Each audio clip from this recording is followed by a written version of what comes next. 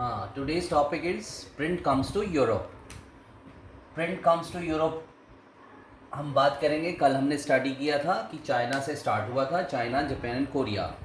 और hand writing से मतलब कैलीग्राफी स्टाइल में लिखना, पहले वैसे बुक्स लिखी जाती थी, एकॉर्डियन बुक्स थी, क्योंकि पोरस शीट मिलती थी चाइना में, तो वो दोनों साइड नहीं लिख पाते थे, एकॉर्डियन बुक्स बनी थी, हमने पढ़ा था। उसके बाद वुड ब्लॉक प्रिंटिंग आई थी कि उसमें कार्विंग करके, उसमें इंक लगा के उसके सरफेस पे आगे वो पेपर को रब करके प्रिंटिंग होती थी।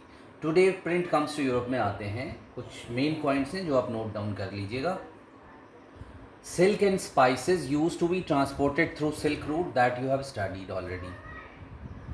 Through the same route means silk route से ही in 11th century paper also went to Europe. Paper भी यूरोप उसी सिल्क रूट से गया।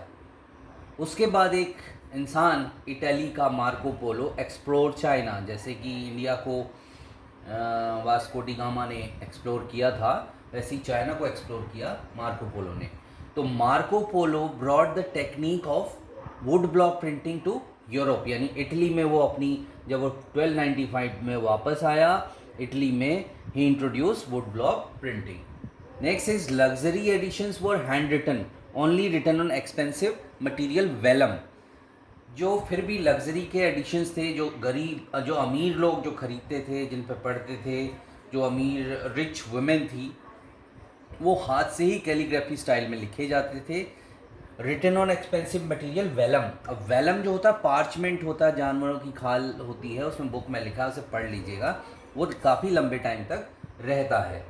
लेकिन जो मर्चेंट्स थे, स्टूडेंट्स थे, use to purchase cheaper books, वो वुड ब्लॉक प्रिंटिंग वाली चीपर बुक्स ही पढ़ते थे, क्योंकि उनको ज़्यादा बुक्स की ज़रूरत पड़ती थी।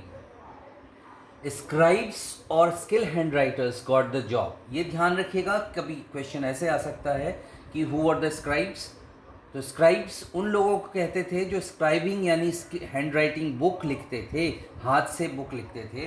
तो स्क्राइब्स और skill hand writers got the job, क्योंकि डिमांड बढ़ रही थी बुक्स की, तो हाथ से लिखवाया जाता था। बट दीज मैन्यूस्क्रिप्ट उसे बोलते हैं जो हाथ से लिखा होता है। ये बहुत इंपॉर्टेंट क्वेश्चन भी है। Could not satisfy the increasing demand of books.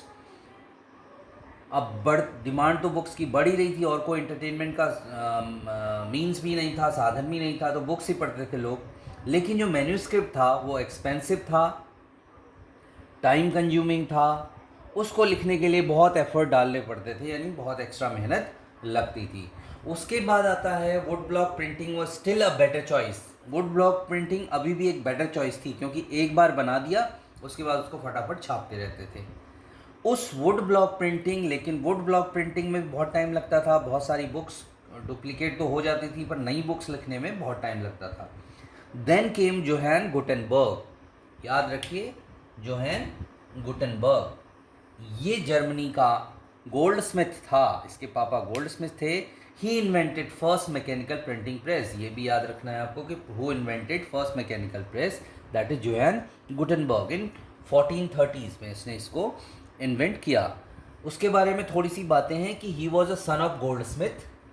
Gold smith तो आप जानते ही हो, सुनार। तो he used to make lead moulds for trinkets. Trinket एक ज्वेलरी होती है, लेड माउल्ड्स उसके लिए माउल्ड बनाता था। माउल्ड मतलब सांचे बनाता था। तो उसके दिमाग में ये आता ही कि अल्फ़ाबेट के लिए भी तो माउल्ड बनाए जा सकते हैं। So he made moulds for alphabet also, सभी ABCD के लिए। Till 1448 he completed his mission. उसका मिशन जो मतलब वो प्रिंटिंग मशीन बनाने का मिशन था, उसने 1448 तक उसे कंप्लीट किया, और एक बुक प्रिंट की जिसका नाम था बाइबल। तो Bible is the first printed book, diamond Sutra से कंफ्यूज मत होना। Bible is the first printed books, और it took almost 3 years in printing 180 copies of Bible. तो लगभग 3 साल में उसने केवल 180 कॉपीज़ बनाई। But it was a beginning, ये शुरुआत थी। आपको ध्यान रखना चाहिए इस चीज़ का कि जब बिगनिंग होती है किसी चीज़ की तो इट टेक्स टाइम, लेकिन शुरुआत हो चुकी थी प्रिंटिंग मशीन की। तो this is all for today.